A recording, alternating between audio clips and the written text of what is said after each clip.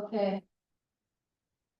Jadi hari ini kita mau bahas mengenai hukum pidana karena ini pertemuan pertama mengenai materi hukum pidana gitu. Kemarin kan kita baru bahas mengenai kontrak, kemudian exercise dan lain sebagainya. Nah, sekarang kita akan bahas mengenai detail-detail apa sih itu hukum pidana secara definisi, konsep, terus kemudian jenisnya itu apa saja, terus kemudian ruang lingkupnya, unsur-unsurnya dan lain sebagainya. Kita akan membahas mengenai eh, karakteristik hukum pidana itu sendiri apa, terus yang seperti saya janjikan kemarin, perbedaan hukum publik dan juga hukum privat itu apa gitu kan. Kita akan membahas lebih detail mengenai apa itu hukum pidana gitu kan. Semua kelihatan ya.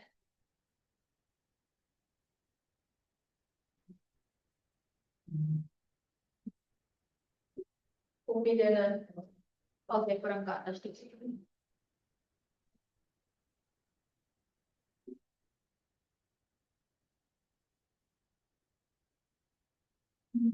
Kelihatan nggak masalah? Kelihatan, Bu. Oke. Mantap.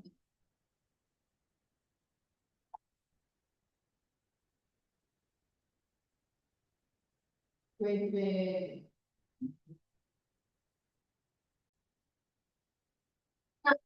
Kalau kemarin kita diskusikan mengenai hukum pidana itu adalah seperangkat aturan begitu yang memuat tentang perintah larangan yang di dalamnya tidak hanya memuat itu saja, tapi juga ada ancaman pidananya, gitu kan? Nah, kalau kita definisikan menurut beberapa tokoh gitu ya, Simon terutama, dia menjelaskan bahwa hukum pidana itu adalah isinya perintah-perintah, larangan-larangan begitu yang diadakan oleh negara untuk kemudian diancam dengan suatu nestapa atau pidana.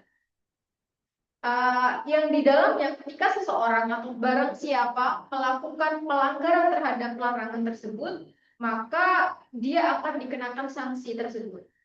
Nah, untuk mendefinisikan hukum pidana, Pak Noh, gitu kan, kita melihat bahwa itu seperangkat aturan. Seperangkat aturan yang di dalamnya memuat perintah dan larangan. Perintah dan larangan.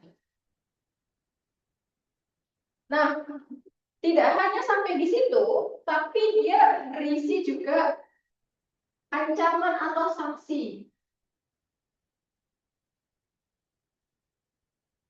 berupa nestapa. Nestapa itu apa sih? Nestapa itu kayak apa sih namanya ya? Suatu derita gitu. Itu nestapa. Nah, hukum pidana yang di dalamnya dia memuat dasar-dasar atau aturan-aturan yang dianut oleh suatu negara dalam rangka menyelenggarakan ketertiban. Ini dalam rangka menyelenggarakan ketertiban ya.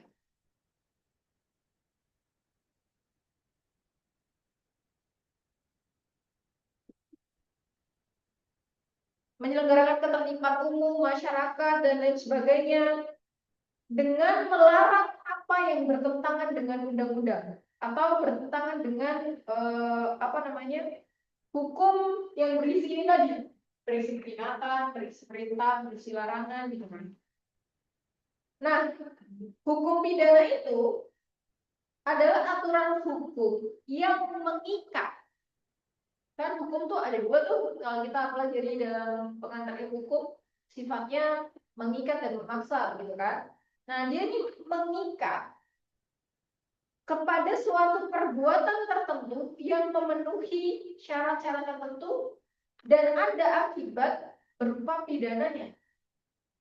Ini akibatnya pidana. Nah, apa tadi? Nah, ada salah satu tokoh namanya Muljakan, dia membuat suatu definisi pidana begitu ya, bahwa dia mengklasifikasikan definisi-definisi pidana tadi. Pertama, selain dia mengatur mengenai ini aturan-aturan, isinya pertama itu ada namanya perbuatan-perbuatan.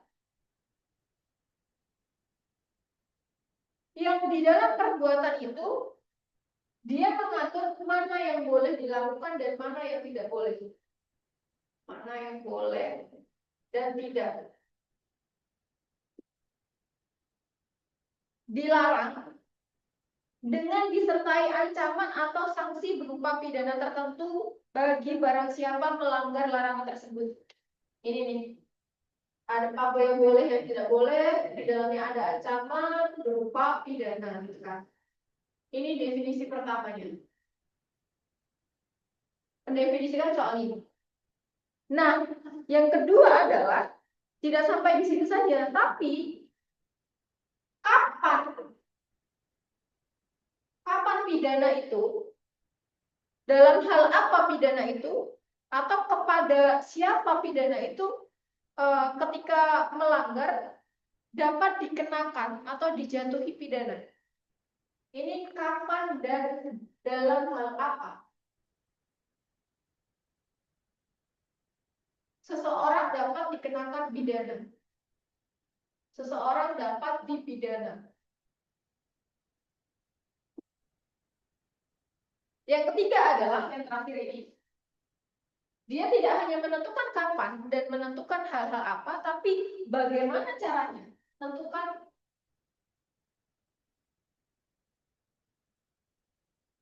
caranya bagaimana. Bukan cara bagaimana pidana itu dapat dikenakan. Atau pengenaan pidana.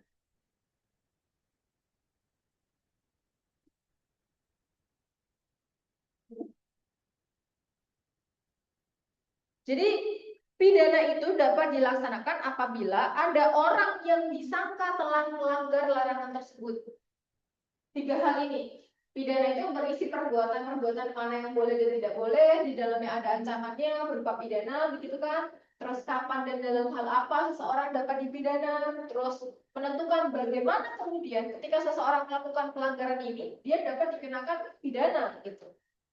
Nah, dari kesimpulan-kesimpulan itulah kemudian didefinisikan ulang mengenai apa itu aturan hukum pidana yang di dalamnya menentukan dasar-dasar negara. Untuk apa? Untuk satu tadi menentukan perbuatan-perbuatan mana yang tidak boleh dilakukan, yang dilarang, disertai ancaman sanksi gitu kan, berupa pidana tertentu untuk siapapun ketika dia melanggar larangan tersebut.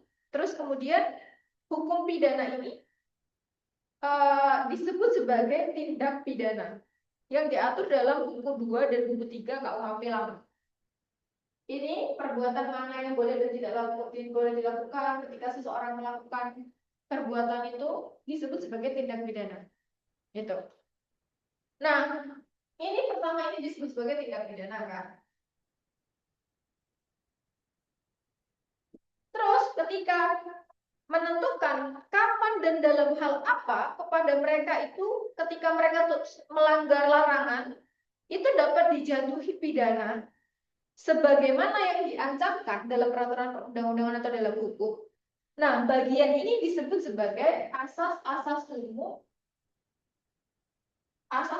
umum hukum pidana.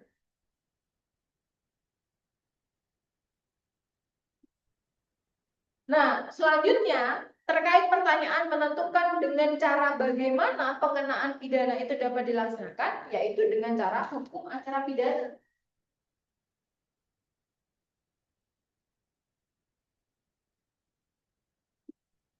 Gitu. Dengan cara hukum acara pidana. Nah, ini definisinya udah clear. Terus kita lanjut ke jenis-jenis hukum pidana. Jenis-jenis hukum pidana. Kalau kita ngomongin jenis-jenis hukum pidana itu ada dua. Yang pertama, hukum pidana dalam arti objektif. Objektif gitu ya. Yang kedua, subjektif. Objektif itu sama dengan ius ponale. Ius ponale. Subjektif itu ius ponendi. Apa itu ius ponale, hukum objektif, dan apa itu ius ponendi, hukum subjektif itu ya? Kalau ius ponale ini itu adalah sejumlah peraturan yang mengandung larangan apabila dia dilanggar maka diancam dengan hukuman. Itu disebut sebagai ius ponale. Jadi ius ponale itu artinya hukum pidana material atau hukum pidana formil. Dia dibagi dua lagi. Ada dua klasifikasi, pidana material dan formil. Jadi ius ponale ini secara objektif memang ada gitu. Nah, apa itu hukum pidana material? Hukum pidana material itu adalah hukum pidana abstrakto. Disebut juga sebagai hukum pidana dalam keadaan diam. Nah, apa artinya hukum pidana material dalam keadaan diam ini? Adalah perbuatan-perbuatan yang diancam dengan hukuman. Siapa-siapa yang dapat dipidana, terus kemudian pidana apa yang dijatuhkan terhadap orang yang melakukan perbuatan bertentangan dengan undang-undang. Materialnya ini secara objektif, materinya itu loh. Materi substansi dalam peraturan perundang-undangan itu, muatannya itu. Nah, kalau ini perbuatan ya. Kalau formil itu bisa disebut sebagai hukum pidana bergerak atau dinamis karena dia bisa disebut juga hukum acara pidana. Karena hukum pidana formil ini dia menjalankan hukum pidana material. Material kan statis gitu ya, tidak bergerak. Nah, formilnya yang menjalankan hukum pidana materialnya. Ini bisa disebut sebagai hukum acara pidana. Itu yang formil. Nah, terus selanjutnya, apa itu ius ponendi? Ius ponendi adalah sejumlah peraturan yang di dalamnya itu mengatur hak negara untuk hak negara untuk menghukum seseorang. Ini tuh hak negara untuk menghukum seseorang. Benar sih. Ya. Itu maaf itu apa kameranya bisa dideketin lagi ke pamannya. Oke, bentar. Coba ya. Kelihatan nggak? Wait. Nah, itu kelihatan. Oke. Kelihatan nggak? Nah, itu tadi. Dia ius ponendi itu hak untuk menghukum seseorang yang melakukan perbuatan yang dilarang. Nah, haknya negara itu apa aja sih? Haknya, pertama dia mengancam. Mengancam, terus kemudian menjatuhkan.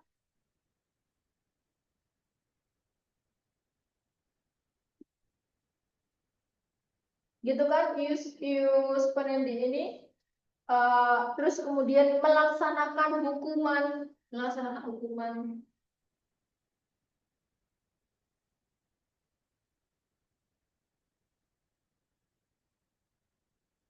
Nah, karena dia sifatnya subjektif gitu kan, hak negara untuk menghukum seseorang apabila dia melakukan perbuatan yang dilarang.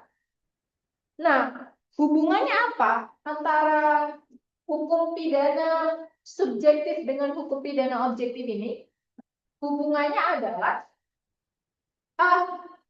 ius ponendi ini dia harus berdasarkan ius ponale. Jadi begini. Ius ponendi ini dia harus berdasarkan ius ponale. Artinya hukum pidana yang subjektif harus berdasarkan hukum pidana yang objektif.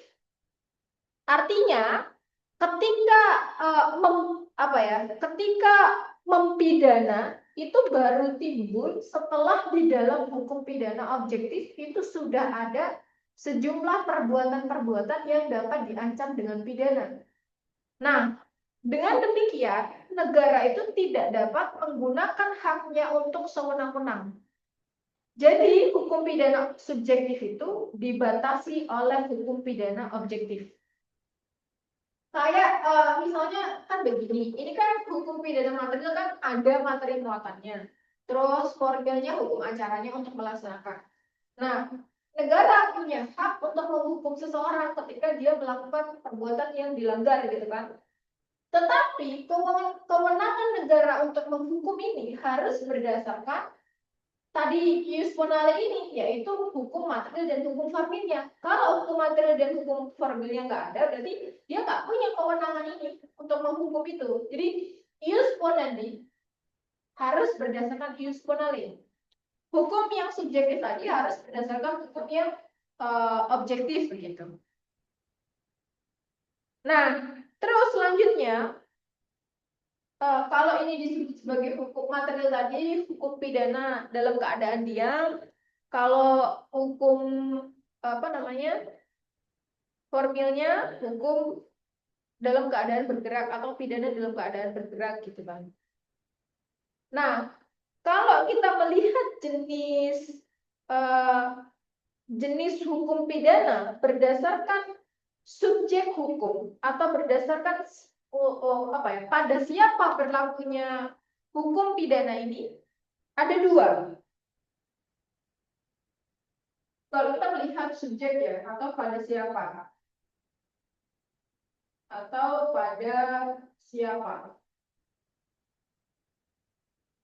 hukum pidana itu dibedakan menjadi dua. Yang pertama adalah ius commune. Yang kedua adalah ius speciale. Apa itu ius commune? Ius commune itu adalah hukum pidana umum.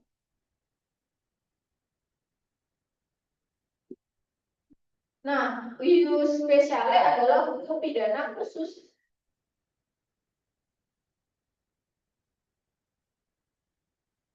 Ius commune itu dia membuat aturan hukum pidana yang berlaku bagi setiap orang atau berlaku bagi siapa saja warga negara Indonesia gitu tanpa pandang bulu, tanpa apa namanya ada klasifikasi siapapun warga sipil dia harus tunduk kepada hukum pidana itu. Contohnya KUHP. Siapapun warga negara Indonesia harus tunduk kepada KUHP gitu kan, tanpa pandang status, tanpa pandang apa, pokoknya setiap warga sipil harus tunduk kepada KUHP. Itu yang disebut sebagai hukum pidana umum atau ius commune.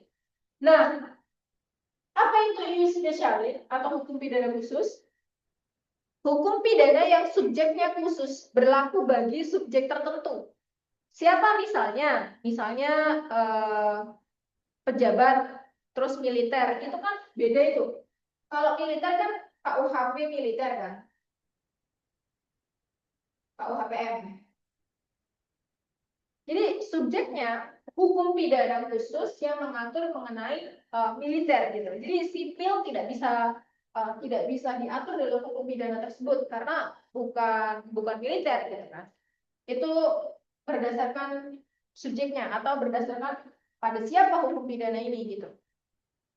Nah, selanjutnya hukum pidana itu ada yang dikodifikasikan, ada yang tidak dikodifikasikan. Apa itu kodifikasi? Kodifikasi itu dituliskan itu. Dikodifikasikan misalnya KUHP, ini kan dituliskan, KUHPM itu kan dituliskan. Nah, yang tidak dituliskan atau tidak dikodifikasi itu adalah hukum pidana yang tersebar di luar hukum pidana yang dikodifikasikan. Kayak misalnya apa? Hukum pidana tidak tertulis. Jadi norma hukum pidana yang dia hidup di dalam kelompok masyarakat tertentu walaupun tidak dirumuskan dalam undang-undang. Itu yang tidak dikualifikasikan. Nah, Terus kemudian kalau kita melihat apa namanya berdasarkan tempat berlakunya hukum pidana ya, itu wilayah pidana nasional dan juga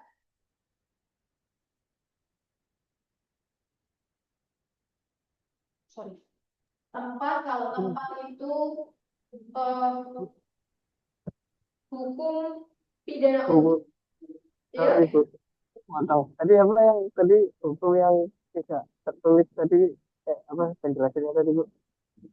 Gimana? Yang hukum yang pidana yang tidak tertulis itu penjelasannya bagaimana Bu?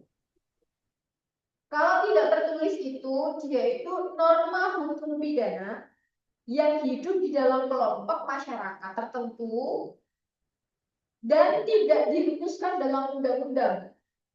Itu tidak tertulis atau tidak dikodifikasikan.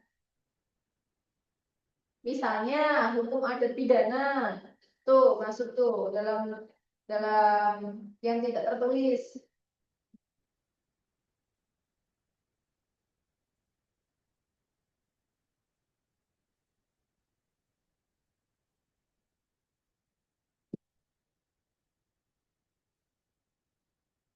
Udah jelas? Jelas Bu. Oke.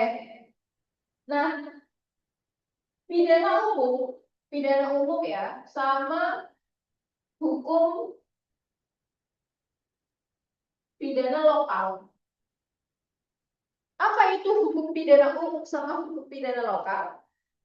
Hukum pidana umum adalah hukum pidana yang dibentuk oleh pemerintah negara pusat dan berlaku bagi siapa saja warga negara yang ada di negara tersebut.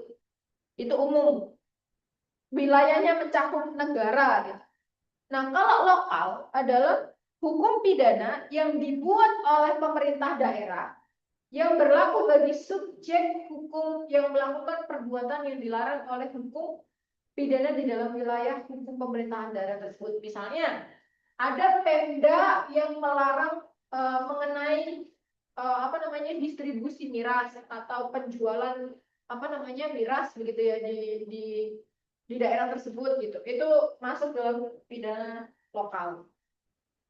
Nah, kalau ini berdasarkan wilayah, ini berdasarkan tempatnya, ada berdasarkan wilayah. Wilayah itu ada hukum pidana nasional dan ada hukum pidana internasional. Kalau misalnya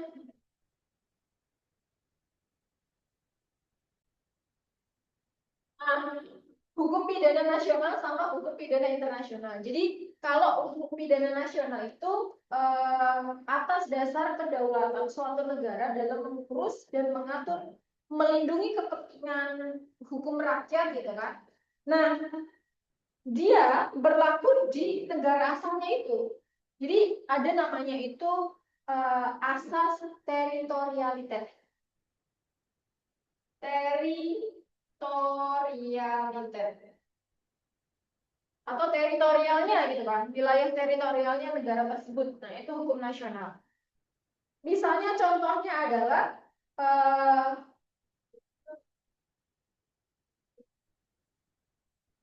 hukum KUHP nasional gitu kan. Nah, ada juga hukum pidana internasional. Hukum pidana internasional itu adalah hukum pidana yang dia dibuat, diakui, diberlakukan oleh banyak atau semua negara. Banyak atau semua negara. Melalui apa? Melalui konvensi internasional.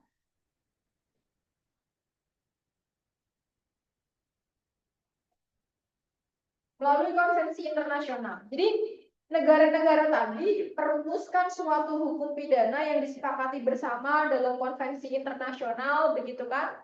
Nah, berlaku dan menjadi hukum bagi bangsa-bangsa seperti hukum nasional. hukum internasional ini dia bersumber pada ini tadi konvensi internasional yang disepakati bersama. Misalnya kita pakai contohnya apa namanya hukum pidana internasional berdasarkan persetujuan London yang pada saat itu pernah di Mahkamah Militer Internasional Nuremberg gitu kan. Dia ini mengadili penjahat-penjahat perang Jerman dalam Perang Dunia Kedua. Ada itu di slide yang menjelaskan mengenai gambar gitu ya. Saya coba share untuk ini di bagian ini. Nah, di bagian ini. Jadi ini kalau kita bicara mengenai pidana nasional, pidana internasional, nah di pidana internasional ini ada peradilan yang disebut sebagai peradilan Nuremberg gitu kan. Ini adalah salah satu serangkaian pengadilan militer internasional untuk mengadili penjahat perang dunia II, para pemimpin Nazi dan lain sebagainya yang berhubungan dengan hak asasi manusia ini. Terus ada salah satu tokohnya ini Hermann Wilhelm Göring. Oke, kita lanjut. Bentuknya sudah tadi. Nah, kita berbicara ini fungsi dan tujuan hukum pidana. Apa sih fungsinya secara umum? Dia mengatur hidup masyarakat, menyelenggarakan ketertiban masyarakat, gitu kan. Tapi secara khusus, dia melindungi kepentingan hukum terhadap perbuatan yang lebih spesifik gitu untuk pidananya, agar ada pendidikan pidana atau pendidikan hukum bagi semua orang. Jadi sifat pendekatan represif hukum pidana itu untuk memberikan pendidikan hukum bahwa ketika dia melakukan pelanggaran, larangan atau perbuatan itu, dia akan mendapatkan sanksi pidana tersebut. Ini bisa di apa namanya yang umum, tujuan, fungsi dan tujuannya tadi gitu ya, khusus dan umum. Nah, awalnya hukum pidana itu kan sebagai suatu ultimum remedium. Apa sih itu ultimum remedium? Ultimum remedium itu adalah obat terakhir. Obat terakhir ketika ketika jalan-jalan lain itu tidak menemui titik terangnya, barulah hukum pidana itu diberlakukan. Nah, dalam pidana seringkali kita melihat analogi bahwa pidana itu merupakan pedang bermata dua. Apa artinya pedang bermata dua? Di satu sisi dia ingin melindungi orang, melindungi harta, melindungi barang gitu ya, melindungi kebebasan, kemerdekaan dan lain sebagainya. Tapi di satu sisi lain dia juga merenggut hak orang lain, hak kebebasan orang lain dan terutama pelaku. Makanya dia disebut sebagai pedang bermata dua.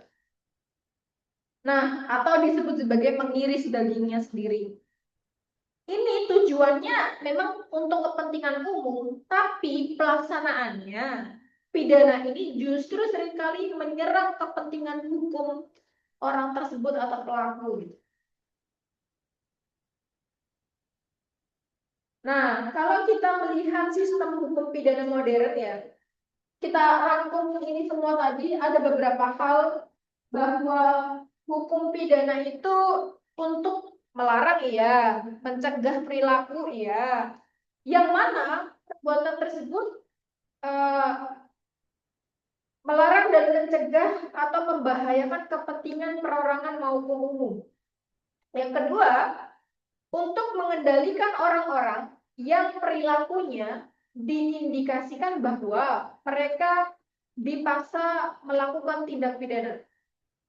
Yang ketiga, untuk menjaga perilaku agar tidak melakukan tindak pidana atau kejahatan. Terus memberikan peringatan sesuai perilaku tersebut, membedakan tindak pidana berat dan ringan gitu. Tujuan-tujuan atau garis besar pidana di Indonesia. Nah, selanjutnya kita bicara karakteristik hukum pidana. Apa karakteristik hukum pidana itu sendiri? hukum pidana ini kan awalnya seperti yang saya ceritakan kemarin, dia sifatnya privat gitu kan, orang-orang keluarganya yang bisa melakukan balas dendam. Nah, setelah ada pergeseran, bagaimana mereka mendapatkan keuntungan itu kan, terus ada sistem ganti rugi pun mereka tidak bisa membayar ganti ruginya kepada korban, sehingga muncullah intervensi negara melalui pidana tersebut untuk memberikan hukuman atau sanksi yang serupa gitu. Nah, disitulah mulai muncul pergeseran yang semula privat menjadi publik gitu. Nah, kalau kemarin kita berbicara apa kemudian perbedaan hukum privat dan juga hukum publik ini? Kalau privat kita mengatur secara individu begitu kan? Biasa kita kenal dengan perdata semacam itu. Kalau publik dia mengatur kepentingan umum dan apa namanya? Mengatur hubungan yang subordiner gitu. Ada unsur apa hierarki antara negara dan penduduk itu. Terus kalau misalnya apa itu sasaran dari norma, nah norma hukum pidana itu sendiri, sasarannya adalah yang pertama warga masyarakat dari kita dari semua yang negara yang mengatur itu bertindak atau berperilaku seperti yang dipandang patut oleh norma itu atau sebagaimana. Terus hukum pidana ini sebagai alat perlengkapan masyarakat atau negara. Yang ketiga adalah norma hukum yang terbentuk melalui peraturan hukum, yang dia dijadikan pedoman untuk perlengkapan negara dalam hal bertindak, dalam hal menangani perkara dan lain sebagainya. Gitu. Nah, kemarin kita melihat apa kaitannya hukum pidana dan kriminologi gitu kan? Ini apakah dua hal yang sama atau berbeda? Kalau ilmu pidana dalam arti sempit itu kan dia memang secara dogmatis kan. Tapi kalau kita melihat arti luas, eh, hukum pidana itu, ilmu hukum pidana juga mempelajari secara ius constituendum atau apa yang dicita-citakan meliputi kriminologi itu sendiri. Nah, kriminologi itu kan bertujuan untuk mencari sebab-sebab dari kejahatan dan mencari alat untuk memberantasnya, gitu kan. Sedangkan pengetahuan hukum pidana itu berbeda dengan kriminologi. Berbedanya adalah yang diselidiki dari hukum pidana itu adalah ilmu pengetahuan yuridis. Nah, sedangkan kriminologi yang diselidiki adalah kejahatannya. Perbedaannya cukup apa ya, cukup kontras. Kalau objek hukum pidana itu adalah hukum pidana positif. Nah, kalau kriminologi objeknya adalah gejala masyarakat. Kejahatan itu sebagai gejala masyarakat. Dan kejahatan yang secara konkret terjadi dalam masyarakat ketika masyarakat tersebut terdapat kejahatan atau siapa yang melakukan kejahatan itu. Tujuannya apa? Untuk memahami sebab-sebab terjadinya kejahatan serta untuk menanggulangi kejahatan. Itu kriminologi. Kalau pidana tujuannya adalah agar penegak hukum itu dapat menerapkan hukum pidana secara adil dan tepat.